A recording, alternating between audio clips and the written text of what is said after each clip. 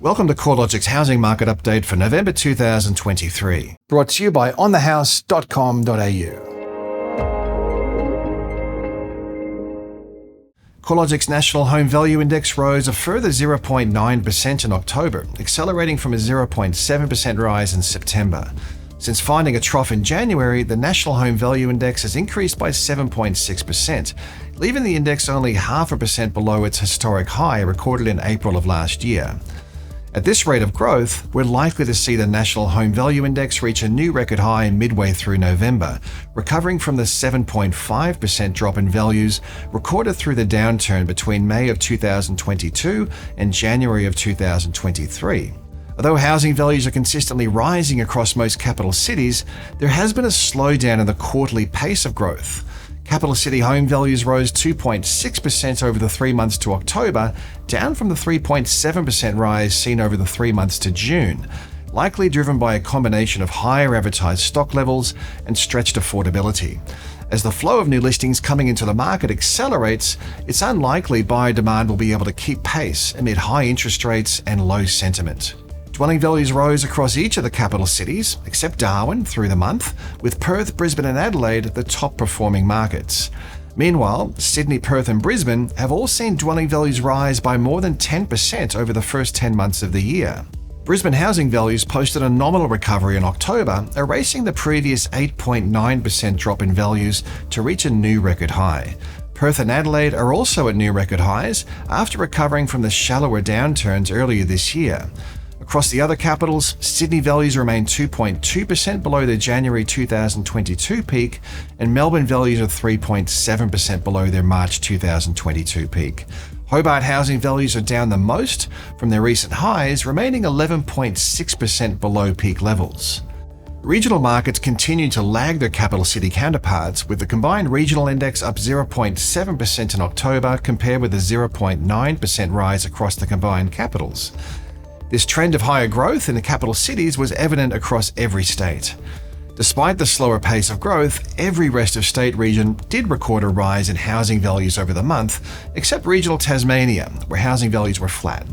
Similar to the trend in the capitals, regional Queensland, Western Australia and South Australia are all showing stronger conditions, with each of these broad regions at record highs in October.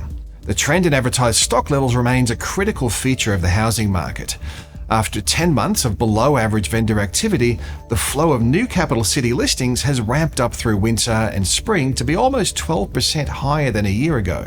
Although total listings remain lower than this time last year and below the previous 5-year average, it's clear that inventory levels are rising.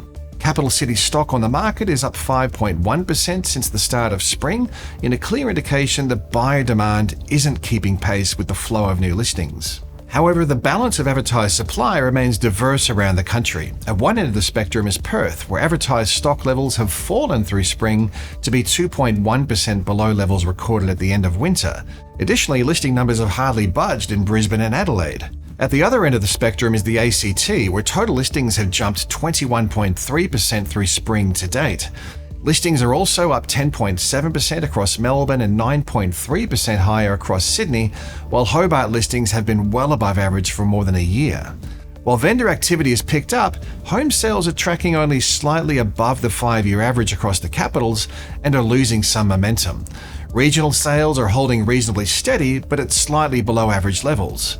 With vendor activity gathering some momentum while buyer activity slows, it's likely selling conditions will continue to rebalance back towards buyers, especially in those cities where advertised supply levels are high. In markets where demand and advertised supply levels are more evenly balanced, it's logical to expect price growth to slow down. In other markets, such as Perth, where listings are almost 45% below the 5-year average, while sales activity is almost 25% above average, prices are rising at the fastest pace since March of 2021. Brisbane has some of the fastest rising home values around the country, and it reached a new record high in October, recovering the 8.9% drop through the downturn. House values have risen 1.4% over the month, adding approximately $10,000 to the median, and unit values are up 1.3% or a little over $7,000. Such strong growth conditions are occurring amid low advertised supply levels, which were tracking almost 41% below the 5-year average at the end of October, and above average demand, where home sales were 5.3% above average over the 3 months ending October. The outlook for housing market growth isn't as positive as it was a few months ago, with advertised stock levels on the rise, while buyer demand looks increasingly shaky amid low sentiment, stretched affordability, and the potential for another rate hike.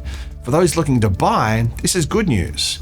Low levels of available supply have been a central feature of the housing upswing to date. However, advertised supply levels are now rising.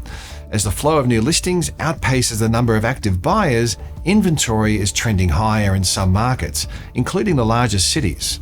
More stock means more choice, less urgency in decision-making, and a greater ability to negotiate for buyers. A subtle rebalancing in selling conditions can be seen in auction clearance rates, which have faded from the low 70% range in May to the low 60% mark at the end of October. While advertised supply is likely to rise further through spring and into early summer, the prospects for buyer demand aren't as positive. For the past year, consumer sentiment has been holding at similar levels to the early stages of the pandemic and the worst of the financial crisis.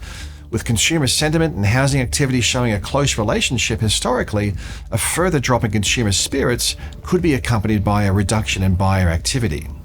There is a good chance consumer sentiment will fall even lower due to the bounce back in inflation and the potential for higher interest rates and worsening global tensions. While downside factors have become more prominent over recent months, other factors may support demand and values. Labour markets have loosened a little, but with unemployment expected to remain well below the long-run average, it's unlikely mortgage defaults or distressed home sales will rise materially. Additionally, a burgeoning housing undersupply could keep some upwards pressure on housing prices, at least over the medium term. With rental markets the tightest on record, there may also be some spillover from rental demand into purchasing demand. Financial hurdles, including saving for a deposit, funding transactional costs, and qualifying for a mortgage, could be the biggest challenge for renters looking to buy. The wash-up is that we're likely to see a further reduction in the rate of growth in housing values over the months ahead, alongside increased diversity in capital growth performance. The pace of gains has clearly tapered from earlier in the year across the largest capitals, driven by higher advertised stock levels and stretched housing affordability. Other markets, such as Perth, Brisbane, and Adelaide, may be less impacted amid ongoing advertised supply shortages and lower housing affordability hurdles.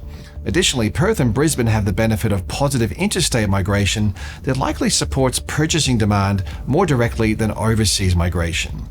There's plenty to keep an eye on as we move towards summer.